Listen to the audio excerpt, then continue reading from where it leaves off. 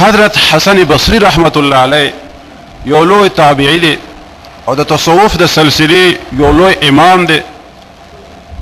هغه مبارک هغه مجلس ته خلک راتلل، وظایف به خلکو ته خودل، دعاګانې به کول خلکو ته.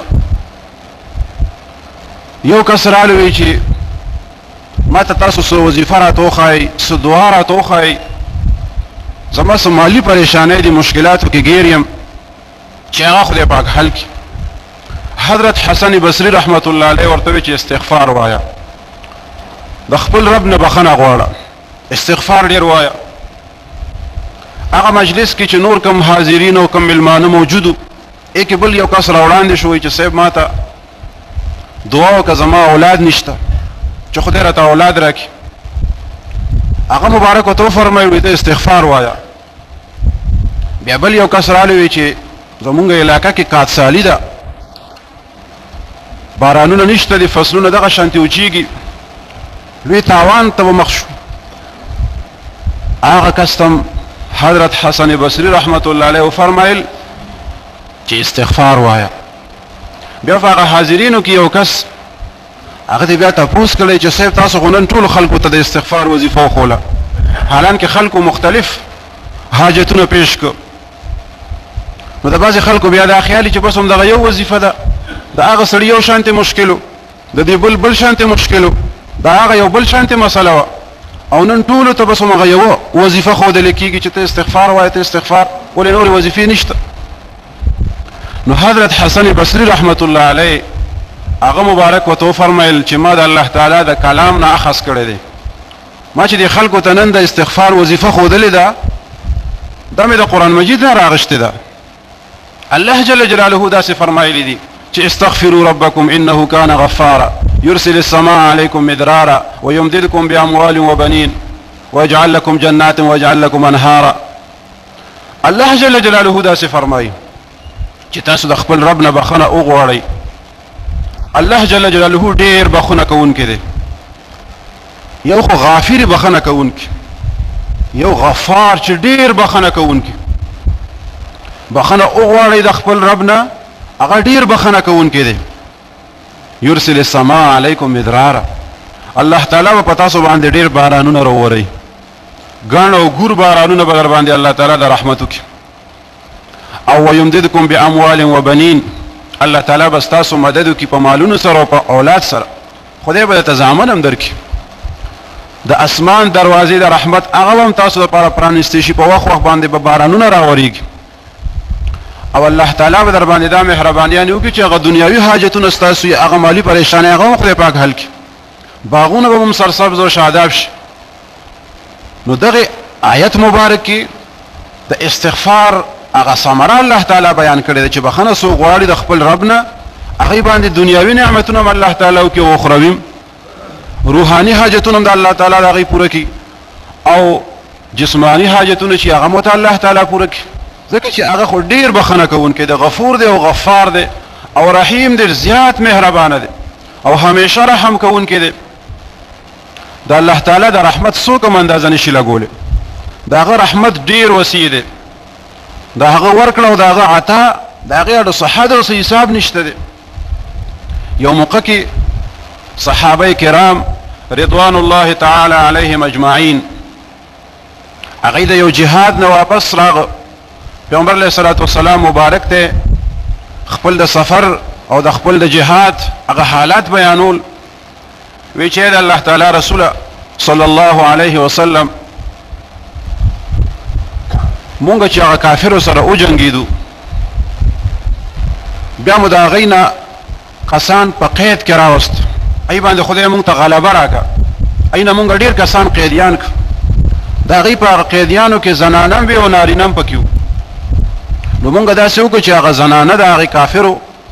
هغه مو ځان له په خیمو کې حفاظت سره کېنولې، په پرده کې مو د هغې دپاره انتظام وکړو چې زنانه به د خیمو کې دننه ناستې وي پرده کې، او د هغې چې کوم نارینه دي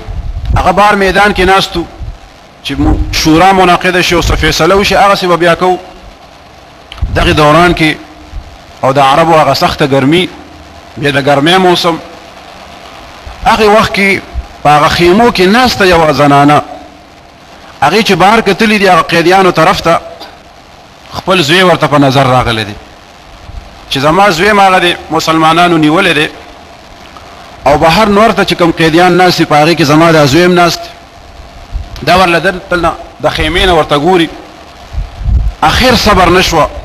چې زوی مې ورته ناست دی نو ډېره بې اختیاره د هغه خیمې نه را بهر شو او ډېر په تیزۍ سره ورله او هغه خپل زوی چې و نو هغه ته په داسې انداز کې کېناسته چې زوی طرف ته مخ شو او نور طرف ته یې شا کړه مقصد یې دا دی چې زما په دې زوی باندې د نور دا ګرمي ونه لګي چې زه په دې زوی باندې سوری جوړ کړم هغه ښځې دا نه غوښتل چې زما دا زوی د نور ته ناست نو په خپله په خیمه کې هم ګرمي وه خیمې نه بهر په نور باندې د هغې نه زیاته ګرمي وه خو چې دې کته چې هغه خو زما زوی دی دا خو زما د سترګو تور دی دا زما د زړه ټوکړه ده هغه د نور ته ناست دی نو دې وی دغه ټوله ګرمي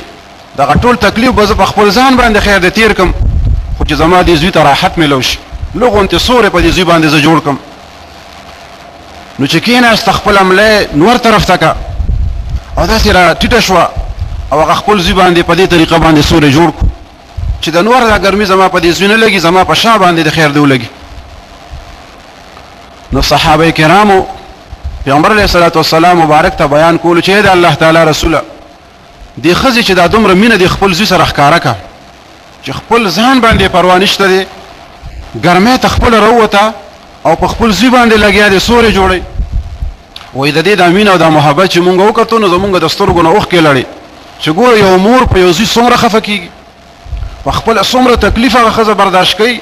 خو هغه خپل بچی هغه ته چې دی نه سوری ورکوي چې دی بچ شي د ګرمۍ نه نو نبی کریم صلی الله علیه وسلم مبارک ورته وفرمیل چې تاسو د دې مور په دغه مینه باندې تعجب کوئ چې یاره د دې مور د زوی سره څومره مینه ده خپله څومره تکلیف برداشت کوي او زوی ته راحت رسوي تاسو په دې محبت او په دې مینه باندې حیرانه یئ الله جل جلاله په خپل بنده باندې د دې مور نه ډیر زیات مهربانه دی الله تعالی د دې نه زیات مهربانه دی په خپل بنده باندې نو چې دغه صحابه کرام رضوان الله تعالی علیهم اجمعین واوریدل ای مبارکان ډیر زیات خوشاله شو چې زمونږ رب په مونږ باندې د دین هم ډیر مهربانه دی مونږ خو دغه زنانه د دغه عمل نه ډیر متاثره شوو خو زمونږ خدای د دین هم زیات مهربانه دی په مونږ باندې نو هغه داسې خوشاله شو چې د دین مخکې چرته دومره نو خوشاله شي اولی باندې خوشاله هغه ته په دغه موقع باندې د خپل حبیب صلی الله علیه وسلم د طرفنا دا وضاحت شو چې د بنده او د رب ترمنځ کومه رشته ده الله ته د خپل بنده څومره نږدې دی الله تعالی د خپل بنده په توبه باندې څومره خوشحالیږي او چې د خپل بنده د الله جل جلاله کله د توبې اعتراف وکړي الله تعالی په دې باندې څومره مهربانیانې کوي مخکې چې توبه نه وایسته د باندې الزام د ګناهونو بیا چې جرم په ثابت شو مجرم وګرځیدو خو چې کله توبه وایسته نو ان الله يحب التوابین الله تعالی توبه ایستونکو سره مینه کوي اول نافرمانو جرمونه کول مجرمانو په فهرست کې راغلو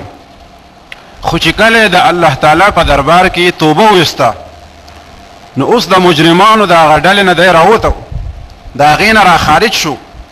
اوس د الله تعالی په محبوبانو کې رالو ځکه چې يحب التوابین دی الله تعالی مینه کوي توبه ایستونکو سره نو چې توبه نه وایسته نو مجرمو چې توبه وایسته اوس ورسره خدای مینه کوي نو په دې توبه ایستو باندې د کم ځای نه کم ځای ته ورسېدو اول مجرمو اوس محبوب وګرځېدو د الله جل جلاله الله جل جلاله دې زمونږ او ستاسو د اخلاص توبه نصیب کړي او چې کوم د نافرمانۍ کارونه اقوال او افعال دي الله تعالی د هغې مونږ ته معافي وکړي او په آینده کې د هغې نه الله تعالی زمونږ حفاظت نصیب کړي واخر دعوانا ان الحمد لله رب العالمين الحمد لله رب العالمين والصلاة والسلام على أشرف الأنبياء والمرسلين وعلى آله وأصحابه وأتباعه أجمعين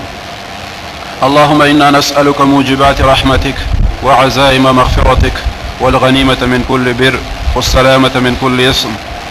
لا تدع لنا ذنبا إلا غفرته، ولا هما إلا فرجته، ولا مريضا إلا شفيته، ولا ولدا إلا أصلحته وعلمته، ولا مجاهدا إلا نصرته، ولا عدوا إلا أهلكته وخذلته، ولا حاجة من حوائج الدنيا والآخرة هي لك رضا ولنا فيها صلاح إلا قضيتها ويسرتها يا أرحم الراحمين. اللهم اشف مرضانا ومرضى المسلمين،